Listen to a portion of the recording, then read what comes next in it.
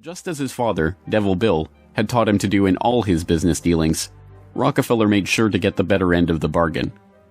He would donate his great wealth to the creation of public institutions, but those institutions would be used to bend society to his will. As every would-be ruler throughout history has realized, society has to be transformed from the ground up. Americans in the 19th century still prized education and intellectual pursuits, with the 1840 census finding unsurprisingly that the United States, a nation that had been mobilized by tracts like Thomas Paine's remarkably popular Common Sense, was a nation of readers with a remarkable 93% to 100% literacy rate.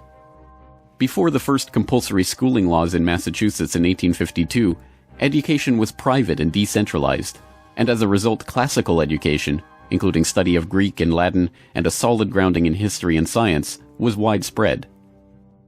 But a nation of individuals who could think for themselves was anathema to the monopolists. The oligarchs needed a mass of obedient workers, an entire class of people whose intellect was developed just enough to prepare them for lives of drudgery in a factory. Into the midst stepped John D. Rockefeller with his first great act of public charity, the establishment of the University of Chicago. He was aided in this task by Frederick Taylor Gates, a Baptist minister that Rockefeller befriended in 1889 and who would go on to be John D.'s most trusted philanthropic advisor. Gates would go on to write a short tract, The Country School of Tomorrow, that laid out the Rockefeller plan for education. In our dream, we have limitless resources, and the people yield themselves with perfect docility to our molding hand.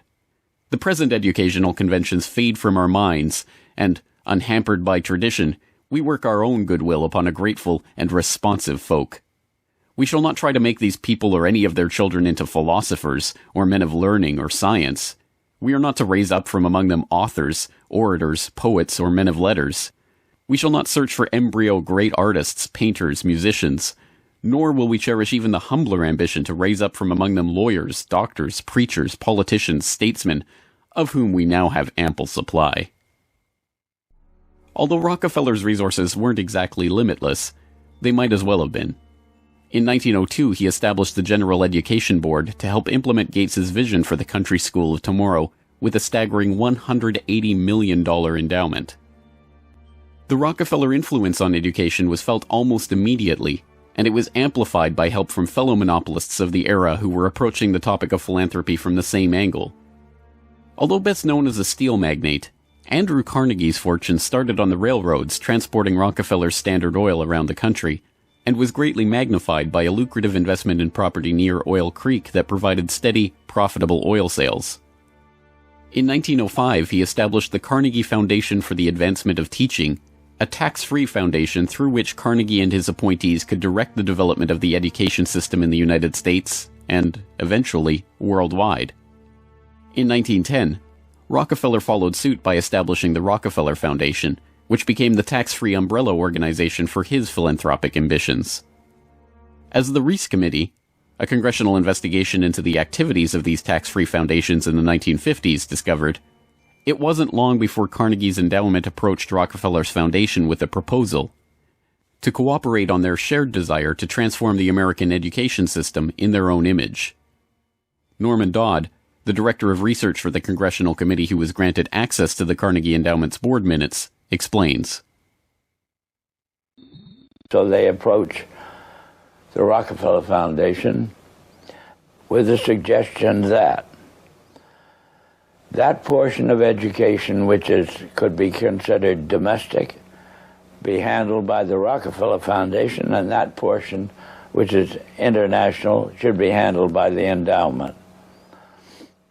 And they then decide that the key to the success of these two operations lay in an alteration in the teaching of American history.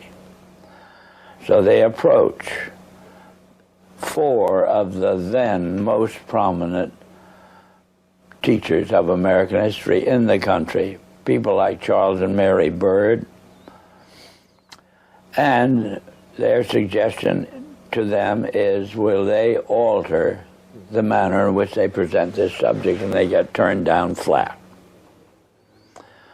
So they then decide that it is necessary for them to do, as they say, build our own stable of historians.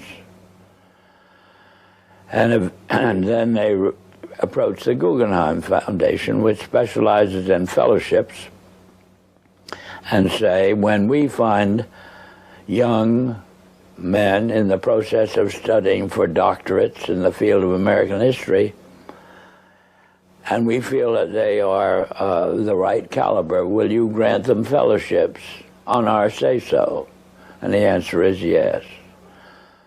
So under that condition, eventually they assemble 20.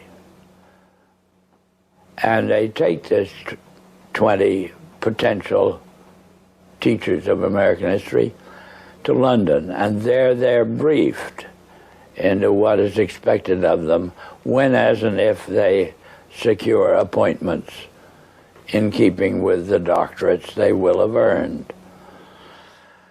And that group of 20 historians ultimately becomes the nucleus of the American Historical Association. And then toward the end of the 1920s, the endowment grants to the American Historical Association $400,000 for a study of our history in a manner which points to what can this country can it look forward to in the future. And that culminates in a 7-volume study,